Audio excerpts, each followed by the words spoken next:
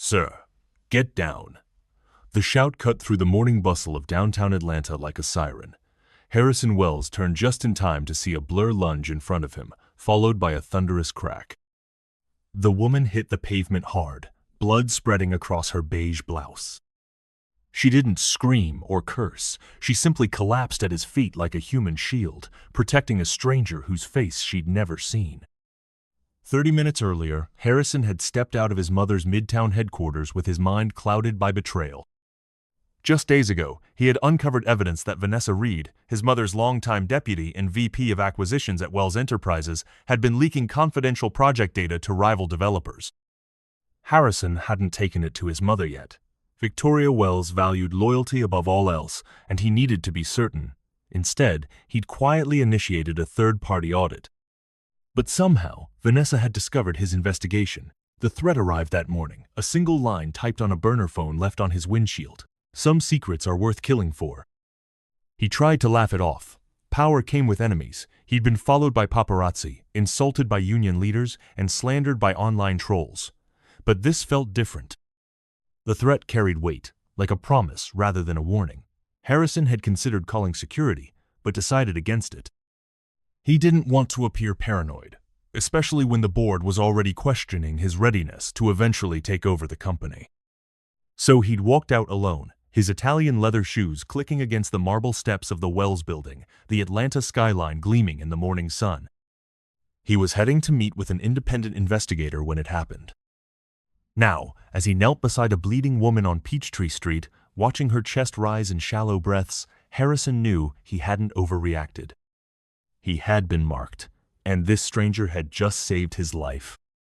"Are you okay?" the woman whispered, her voice weak but steady. He couldn't speak. The words caught in his throat. The attacker had already tried to flee, but 2 construction workers tackled him to the ground. Harrison didn't even notice. He was too busy pressing his silk tie against the wound on the woman's shoulder. "You're going to be okay," he whispered, though his hands trembled. Blood seeped through the expensive fabric, staining his fingers.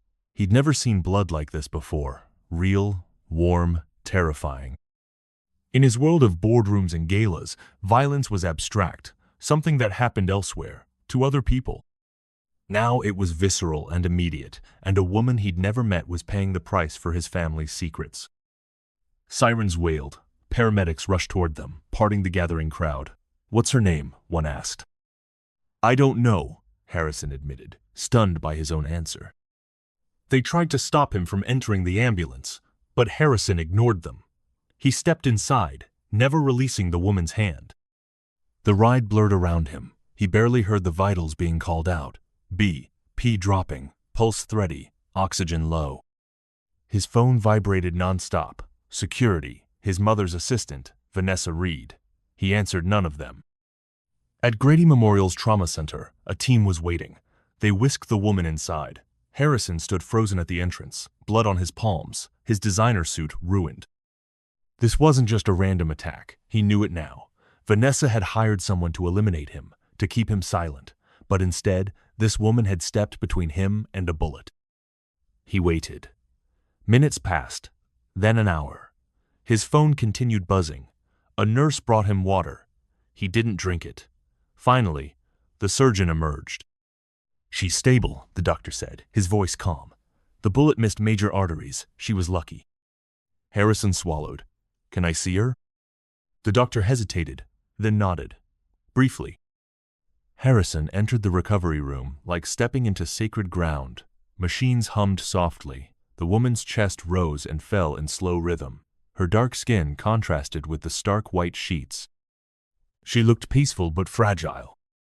"You saved my life," he whispered, "and I don't even know your name." Her eyes fluttered open. "Naomi," she said, voice raspy. "Naomi Bennett." Harrison felt something shift inside him. Recognition, not of her face, but of something deeper. "I'm Harrison Wells." Her eyes widened slightly. "Wells Enterprises?" He nodded, suddenly self-conscious of his family name. "Well," she said with a weak smile, "I picked the right person to save." Before he could respond, the door opened. A tall man in a police uniform entered, his expression grim. "Mr. Wells, I'm Detective Rivera. We need to talk about what happened today." He glanced at Naomi. "And why someone might want you dead." Harrison followed the detective into the hallway where Rivera didn't mince words. "The shooter isn't talking, but we found $50,000 in cash in his apartment. This wasn't random." "I know," Harrison said quietly. "Care to elaborate?" Harrison hesitated. Exposing Vanessa meant exposing Wells Enterprises to scrutiny, potentially tanking stock prices and triggering investigations. His mother would be furious.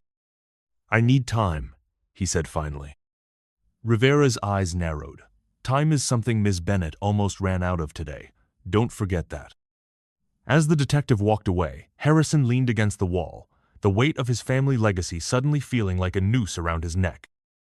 The next morning, Naomi Bennett was no longer just a name on a hospital chart. She was a headline. "Mystery woman takes bullet for Wells heir." Photos circulated, her bleeding on the pavement.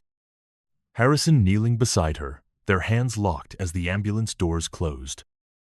Harrison hadn't left the hospital. He sat in the corner of her room, now dressed in jeans and a simple button-down, watching as she slept. When she finally stirred, he straightened. "You're still here?"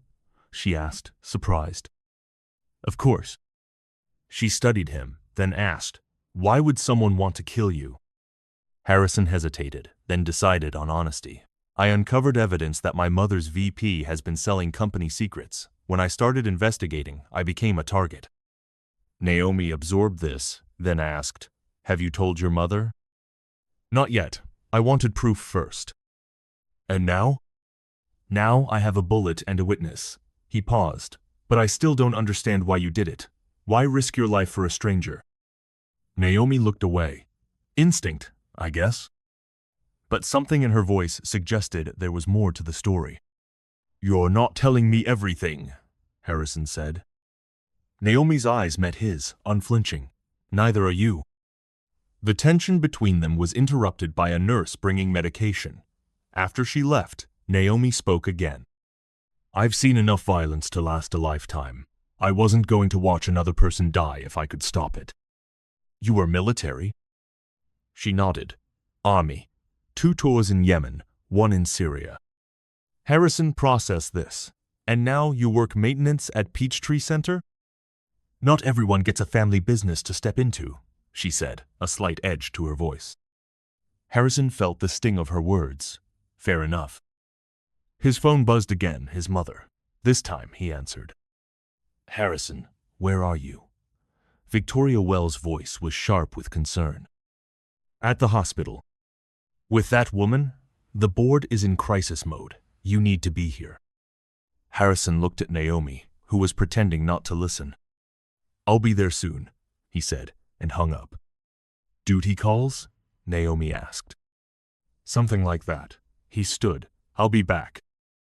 "Don't make promises you can't keep, Mr. Wells." He paused at the door. "It's Harrison, and I always keep my promises."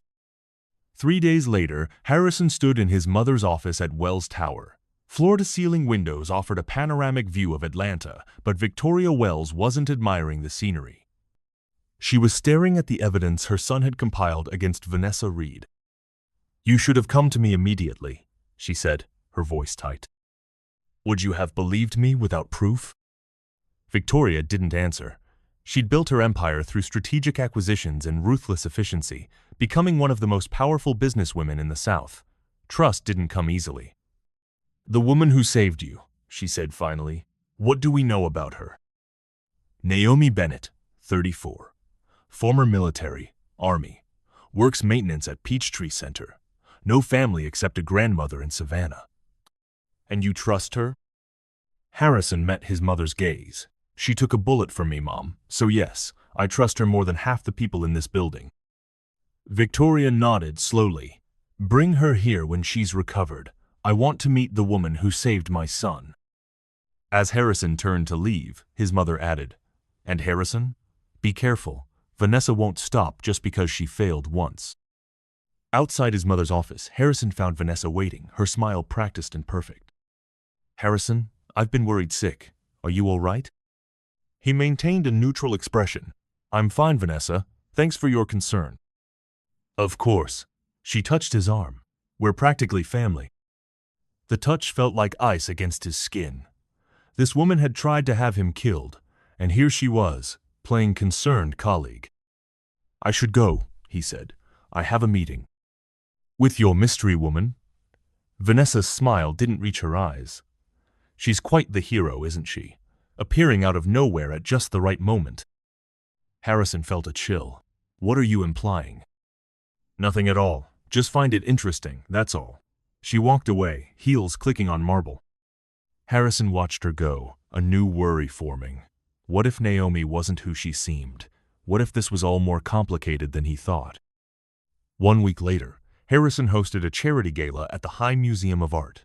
The city's elite gathered in their finest, sipping champagne beneath priceless paintings. Naomi stood beside him in a borrowed gown, her shoulders still bandaged beneath the fabric. I don't belong here, she whispered. Neither do half these people, he replied with a smile. Across the room, Victoria Wells held court with investors, but her eyes kept finding her son and the woman who had saved him. As the evening progressed, Harrison took the stage. Tonight, we're honoring courage in all its forms, he began. Sometimes it wears a uniform, sometimes a maintenance jumpsuit. The crowd murmured as he continued. A week ago, Naomi Bennett stepped between me and a bullet without hesitation. What you don't know is why that bullet was fired. Gasps rippled through the audience as Harrison revealed the corruption within Wells Enterprises, the leaked secrets, the attempted murder. Transparency isn't just a buzzword, he concluded. It's the only way forward. Starting tonight, Wells Enterprises is launching an independent ethics committee with real oversight power. As he stepped down, the crowd's reaction was mixed. Some applauded, others whispered urgently into phones. Vanessa Reed was noticeably absent. Naomi met him halfway. You just upended your entire company. It needed upending. Before she could respond, Harrison's security chief approached urgently. Sir, we have a situation. Ms. Reed was just apprehended trying to access the company servers. And she wasn't alone. Harrison's blood ran cold. Who was with her? The security chief hesitated. Your mother's chief of staff, sir. Harrison looked across the room at his mother, who was already being informed by another security officer. Her face remained impassive, but he knew her well enough to see the shock in her eyes. Get Naomi somewhere safe, Harrison instructed. Now. As security escorted Naomi out, Harrison made his way to his mother. How deep does this go? He asked quietly. Victoria's jaw tightened. I don't know, but I intend to find out. Before they could say more, the lights cut out. Screams erupted as the museum plunged into darkness. Harrison felt a hand grab his arm, not his mother's. Time to go, a voice whispered. Vanessa. He tried to pull away, but felt something press against his ribs. Don't make a scene, she hissed, or everyone here gets to watch the Wells heir die on the marble. The morning newspapers told the story. Wells VP arrested in corporate espionage scandal. But what the headlines didn't capture was the harrowing night that preceded it. Vanessa had forced Harrison into a service elevator, gun pressed to his side. You couldn't leave it alone, could you? She snarled. You had to play detective. People died because of you, Harrison replied, thinking of the projects compromised by her leaks. People die every day. It's just business. The elevator doors opened to the loading dock. A car waited, engine running. Where are we going? Harrison asked. Somewhere to finish our conversation privately. As they stepped toward the car, a figure emerged from the shadows. Naomi. Let him go, she said calmly. Vanessa laughed. The hero returns. Did you bring a bulletproof vest this time? I brought something better. Naomi held up a phone. A live stream to the FBI. They've been watching your offshore accounts for months. I was their inside contact. Harrison stared at her, pieces falling into place. You knew who I was that day on the street. Yes, Naomi admitted.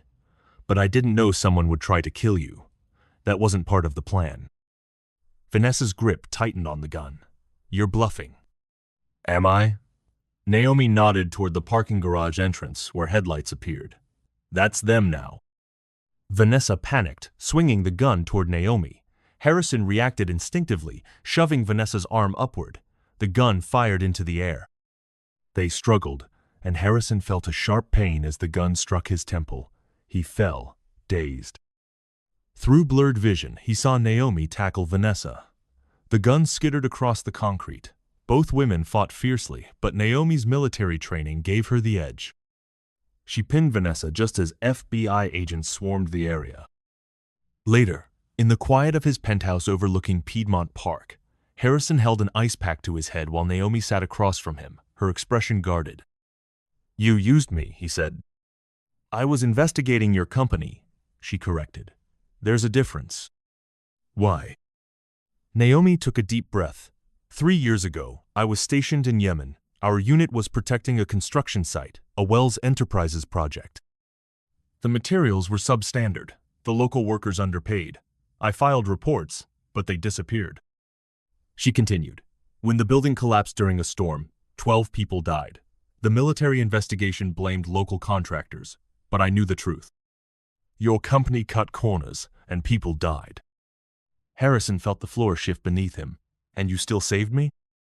I saved you because I believed you didn't know. Because taking a life isn't justice, it's just more death. She met his eyes. Was I wrong? The silence stretched between them, filled with unspoken truths. No, he finally said. You weren't wrong. I didn't know, but I should have. And now that I do, I can't unknow it. He moved to the window, looking out at the city his family had helped build. My mother always said legacy is what you leave behind. I think it's time to rebuild ours. Naomi joined him at the window. It won't be easy. The FBI investigation is just beginning. Your mother may be implicated. If she knew about Yemen, she deserves to be. Naomi studied him. That's a hard thing to say about your own mother. Truth is hard, he replied, but necessary. He turned to her. Will you help me? Not as an FBI informant, but as someone who knows what needs to change. She considered him for a long moment, then nodded. Someone needs to keep you from getting shot again. As the sun rose over Atlanta, casting long shadows across the city, two strangers bound by a bullet began to imagine a different kind of future, one built not on secrets and power, but on the truth they'd found in each other. 2 months later, Wells Enterprises had been transformed. Harrison had taken over as interim CEO while his mother faced federal charges. The company had established a victims fund for families affected by their international projects and implemented rigorous new safety and ethics protocols.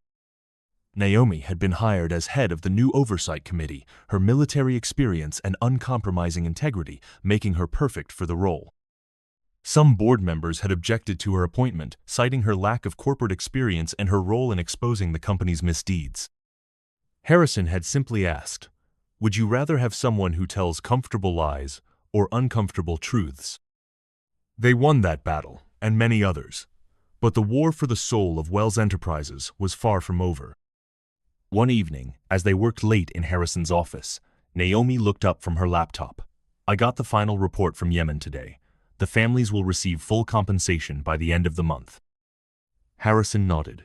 It's not enough, but it's a start. It's more than they ever expected, she said. You're doing good work, Harrison. He smiled faintly. We are. Their eyes met across the desk, the connection between them deepening with each passing day. They hadn't put a name to it yet, this thing growing between them. It felt too fragile, too important to risk with hasty definitions. Do you ever regret it? He asked suddenly, stepping in front of that bullet. Naomi considered the question. I regret that it was necessary, but no, I don't regret doing it. She stood and walked to the window where Atlanta's skyline glittered in the evening light. I came here looking for justice, but I found something else too. Harrison joined her. What's that? Hope, she said simply. That people can change, that systems can be fixed, that sometimes the truth really does set you free. He took her hand, their fingers intertwining naturally, as if they'd been doing it for years instead of weeks. The truth, he said, and a well-timed bullet. She laughed, the sound warm in the quiet office. Let's try to avoid those in the future. Deal, he agreed, and sealed it with a kiss that felt like a beginning. The truth is, we all stand at crossing points in our lives, moments where we must choose between what's easy and what's right. Sometimes those choices come with bullets, sometimes with whispers. But they always come. What would you risk to protect a stranger? What truths would you face to rebuild what's broken? The answers might surprise you.